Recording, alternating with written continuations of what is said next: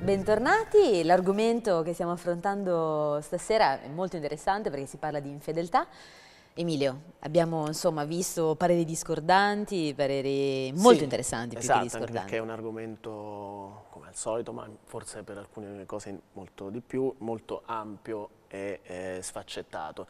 Proprio per questo parlare di sopravvivenza all'infedeltà va a tracciare le problematiche sia del come difendersi prima da un potenziale dolore che arriva dopo, ma sia anche come viversi qualcosa di assolutamente non piacevole e di capire come riuscire a risolvere questa situazione. Quindi abbiamo visto che i ragazzi si dividevano tra posizioni in cui c'è la possibilità di andare avanti nel rapporto, situazioni in cui non c'è la possibilità perché la persona oltre a tradire decide di proseguire nell'altra relazione oppure anche semplicemente rompere quella presente e l'altro elemento che mi sembra importante è quello di saper leggere il contesto della specifica situazione di tradimento, nel senso che si tende spesso a fare di tutta l'erba un fascio, cioè nel dire un tradimento è un tradimento, non distinguere un tipo di tradimento da un altro,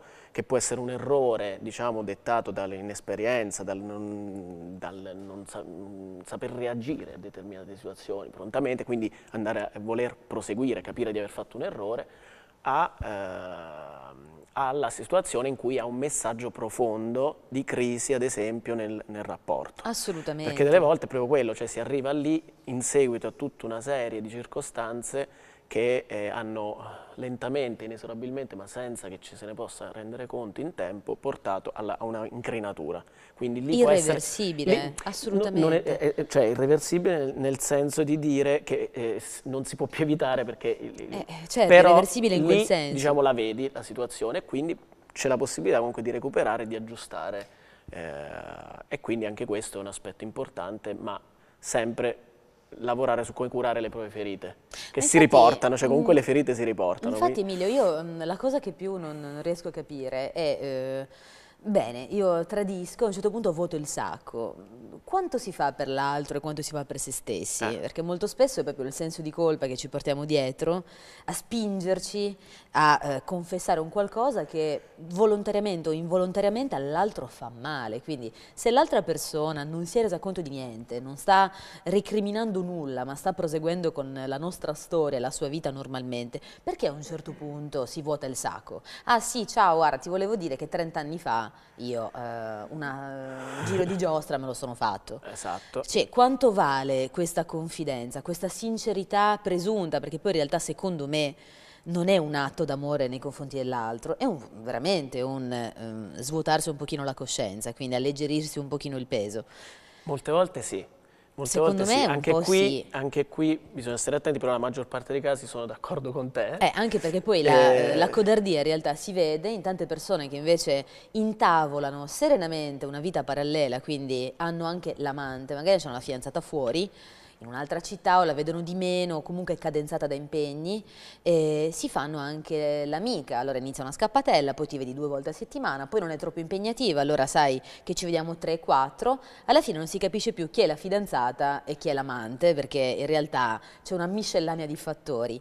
E qua c'è proprio quella fase di passaggio in cui l'uomo, perché poi la donna è difficile, che secondo me davvero, è difficile che mantenga 2 storie in piedi di uguale importanza. Invece all'uomo, a me è capitato di vederne tanti, proprio con la fidanzata storica, quella al paese d'origine, piuttosto che quella ufficiale, quella che è a casa, quella a cui mamma vuole bene, quella che ho conosciuto 75 anni fa, il primo anno di elementari. E tu pretendi di dare giustificazione a te stesso dicendo, sai che c'è, sono ancora giovane, quindi mi faccio le mie esperienze perché tanto lei poi me la porto all'altare, oppure la reputi degna del tuo amore per sempre. Non ti rendi conto che nel frattempo, avendola tradita ripetutamente o comunque avendo intavolato storie parallele, probabilmente la stai un attimo idealizzando, comunque lei è l'iconografia di un qualcosa che tu pensavi fosse.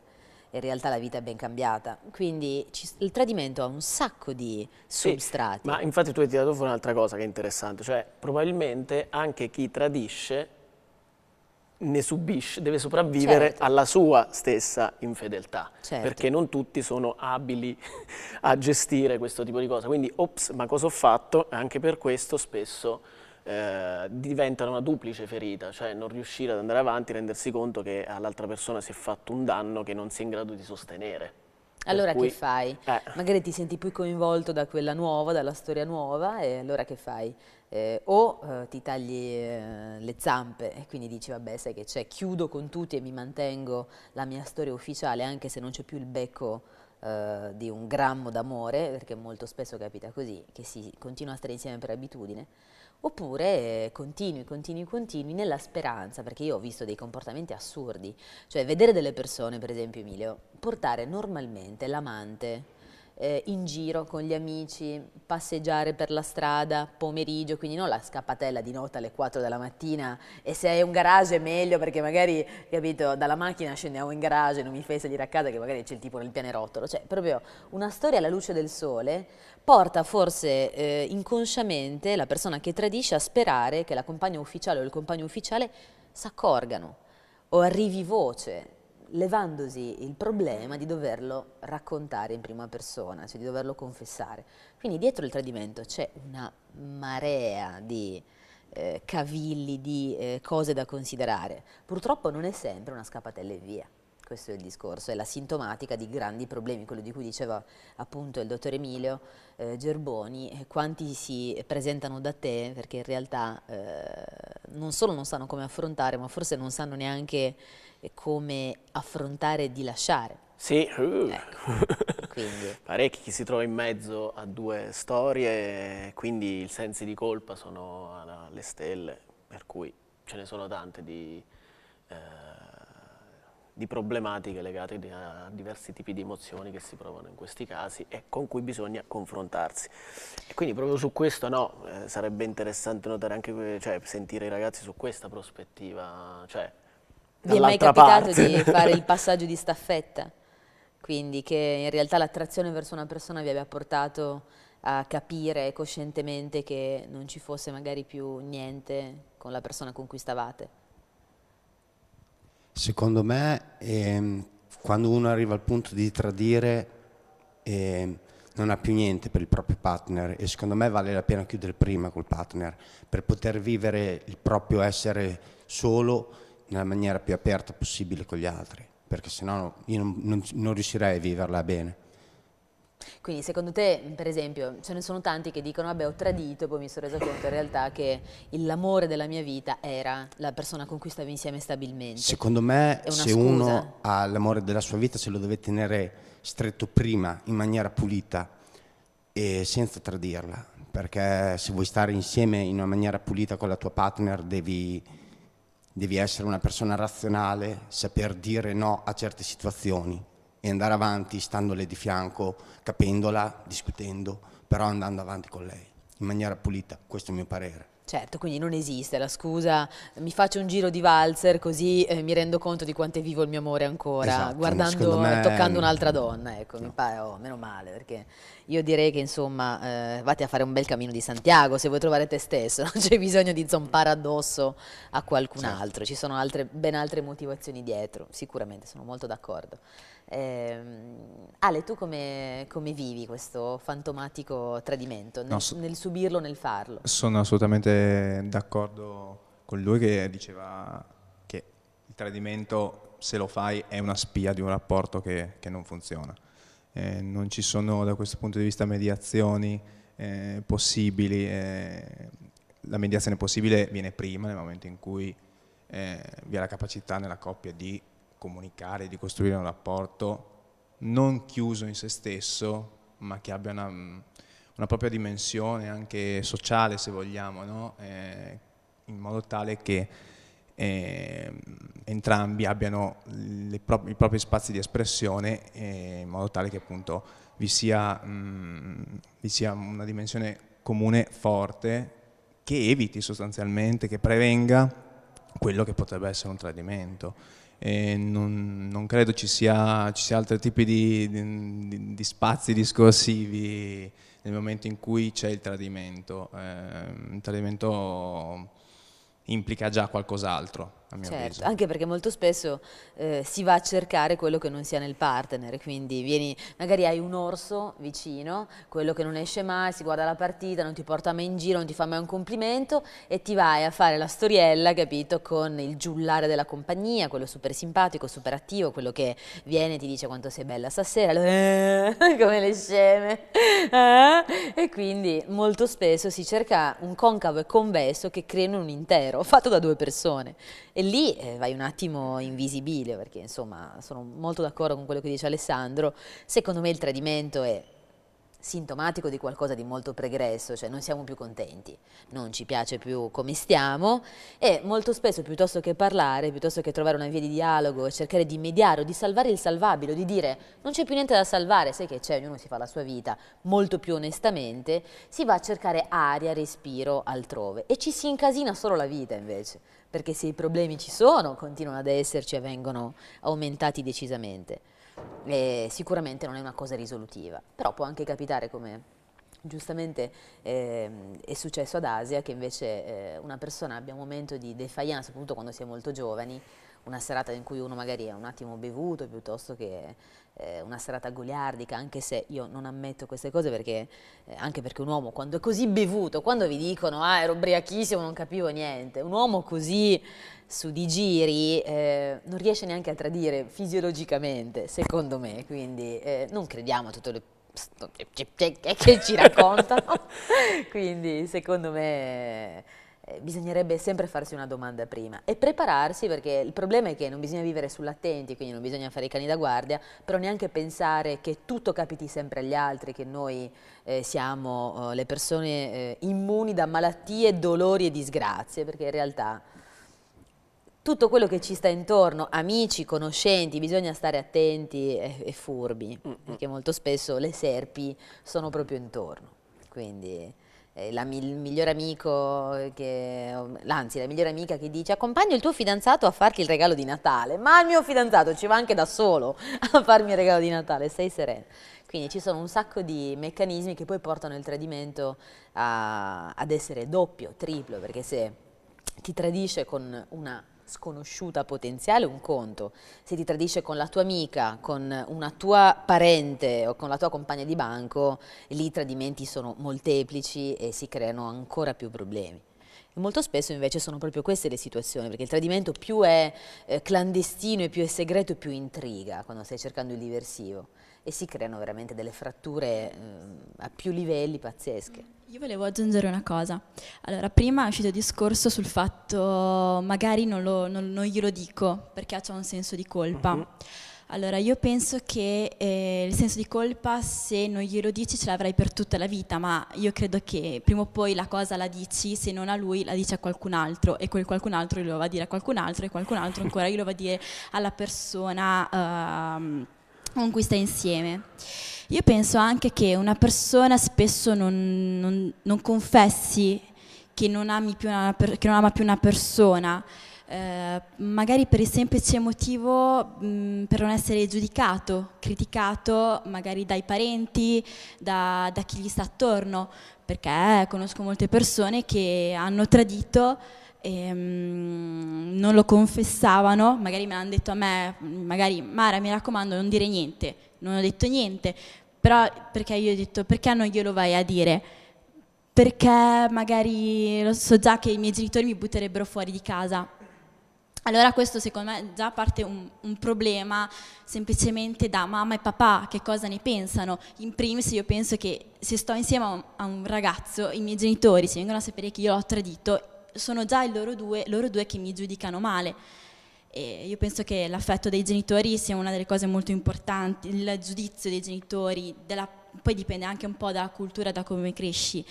E soprattutto nelle famiglie per bene, mamma e papà vogliono che se stai insieme a una persona ci stai veramente. È anche vero, mi permetto di dirti, che due genitori che vogliono bene a te nella consapevolezza che tu hai bisogno di trovare qualcosa altrove, non ti spingono forzatamente a 19 anni a stare per forza con una persona che magari tu non desideri più.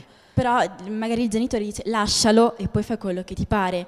Però io ho sentito appunto moltissime storie, un ragazzo che diceva no, dopo i miei genitori mi cacciano fuori di casa se vengono a sapere che io ho tradito la mia ragazza. Mi viene da ridere perché ormai, capito? Sono un po' le famiglie del sud, vorrei sottolineare, perché comunque nel meridione le mentalità sono ancora molto chiuse. Io ne faccio parte di una famiglia del sud e molti parenti a 14 anni, se ti ci metti insieme ci devi stare per tutta la vita. Pensano molto spesso così, e la prima cosa che esce fuori è il essere giudicato io come persona da persone comunque a cui voglio bene, e quindi questa cosa potrebbe far male anche a me, agli altri, e oltre chiaramente alla vittima principale che è la fidanzata, che è la prima che soffre. E io non voglio dare una sofferenza anche ai miei genitori, per esempio, essere giudicato male dai parenti che magari fino adesso mi sono dimostrata come brava persona. Sì, e questo è quello, insomma, che dai tempi dei tempi, soprattutto nelle famiglie del sud, io insomma sono sarda, quindi non sono argomenti a me sconosciuti, sì, capita che la moglie sia cornuta e mazziata per tutta una vita, però sta zitta e in chiesa fa il sorriso alle comari intorno perché lei è la femmina più bella del mondo. Io penso che, insomma, al di là della facciata e dell'ipocrisia, se un ragazzo a 18 anni si prende una scuffiata per qualcun altro o si rende conto che a 14 anni non è fisiologico pensare di incontrare la persona della vita, perché poi grazie a Dio si cresce e si cambia, direi che insomma è la cosa più sana al mondo, quindi sì, perché io lo voglio dire proprio a cuore aperto. Se a 18 anni vi rendete conto di stare insieme alla persona che non è proprio così, che non fa così per voi come pensavate 4-5 anni fa, non fatevi nessun problema a lasciare, ci mancherebbe, perché qua si crea veramente un messaggio sbagliato di violenza psicologica, cioè mai che i preconcetti e le strettoie culturali e di famiglia possano ledere quella che è la libertà individuale di sentire e di amare chi cavolo ci pare a noi. Quindi che sia omosessuale la persona in questione, che abbia voglia di fare le proprie esperienze, che abbia voglia di seguire quelle che sono le proprie attitudini. Quindi questo anche è un che messaggio magari sei extracomunitario, perché magari spesso non vengono cioè, accettati dai genitori. Nella maniera più assoluta. I genitori non devono assolutamente essere si può comunicare con loro, ma non devono essere una gabbia, né i genitori né nient'altro, scuola, istituzioni, niente. Nel rispetto di noi stessi e degli altri si può vivere in libertà. Sì, perché noi siamo individui, siamo persone diverse da loro. Quindi ci tengo che i messaggi arrivino chiari e tondi, perfetto. Certo, infatti prima stavo parlando, no, di capire quali sono le parti di sé ferite da un tradimento. In realtà potremmo quasi parlare di parti ferite che non sono solo nostre, certo, ma sono anche che poi certo, di ritorno diventano anche nostre, nel senso che c'è da mantenere un equilibrio che attraverso il tradimento o l'infedeltà solitamente viene rotto, ed è un equilibrio proprio della vita globale della persona. Tu vai a creare una crepa e poi c'è da mettere insieme i cocci per risistemare tutti gli equilibri che spesso non sono solo col partner, sono con se stessi, sono con la famiglia, sono con gli amici, l'immagine personale che uno si ha, e quindi è una bella ricostruzione da fare. Proprio per questo è anche prevenire, vedo che i ragazzi sono stati molto orientati nel discorso della prevenzione. Prevenire vuol dire anche conoscersi, vuol dire anche ben definire i propri valori, i propri principi, anche attraverso l'esperienza. Spesso l'esperienza serve, però riflettendo sulla propria esperienza, perché questo spesso manca un po', e anticipare. Non sempre è possibile, perché se si cresce in un ambiente con una certa cultura, quindi che può attingere a radici più diciamo, o del sud, del nord, che hanno delle differenze, però non solo, immersi in quell'ambiente, ovviamente è molto difficile da piccoli sapersi tirare fuori agevolmente in uno sviluppo di crescita e di indipendenza affettiva, perché poi è quello che salva sostanzialmente. Beh, Mara ha messo in luce comunque un problema molto grave, è assolutamente reale, perché insomma tutta la fase in cui vorremmo non dispiacere i nostri genitori o comunque non dare modo agli altri di poter parlare o sparlare, è fondamentale nella ricerca della propria individualità, nella propria personalità, quindi è assolutamente lecito parlarne. Non deve essere una gabbia, ma pensiamo anche, ma giustamente tu hai messo in luce anche il problema della multiculturalità, quando ci si innamora di una persona di un'altra religione, o anche all'interno della nostra religione, pensiamo anche all'ortodossia della religione cattolica, quando ci sono pretese di verginità sino al matrimonio, piuttosto che la condivisione di principi che magari uno non sente, ma parliamo anche di ragazzi che nascono sotto questo tipo di retaggio familiare e che magari si scoprono diversi rispetto alla propria educazione e vivono male i loro sentimenti e quindi hanno magari la fidanzata deputata degna dalla famiglia e poi hanno dei fortissimi istinti verso altre persone che però non verranno mai accettate un domani eventuale dalla famiglia, quindi in realtà dal tradimento, dagli istinti verso il tradimento ci sono sotto un sacco di cose. Io penso che insomma una propria battaglia personale si debba cercare di intraprendere sempre, anche quando ci troviamo ingabbiati o comunque all'interno di dinamiche molto forti, che siano familiari piuttosto che culturali o istituzionali. Cerchiamo sempre di mantenere quello che pulsa dentro di noi, perché tanto prima o poi ci si avvia verso un'implosione. Quindi se non esplodiamo, implodiamo all'interno. Allora, sai che c'è? Meglio che se la prendano un po' gli altri piuttosto che non vivere bene noi stessi. Punto. Punto. Amen, così sia, bene. Noi siamo arrivati alla fine, io sono stata contentissima di aver parlato di questo argomento con voi che siete stati veramente degli ospiti eccezionali.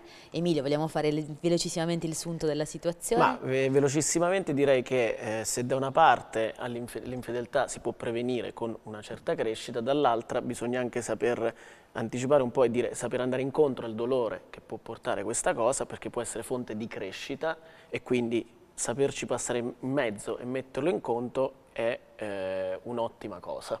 Grazie. Grazie ai nostri ospiti e noi vi diamo appuntamento alla prossima puntata. Per qualsiasi cosa, mi raccomando, programmi@di-tv.net e io vorrei anche ringraziare Alex Pellegrini e Mary Cotton Couture per la meravigliosa maglietta e per gli altri vestiti che vi vedrete nelle prossime puntate perché sono un loro gentile omaggio. Un bacio da Paola, alla prossima. Ciao.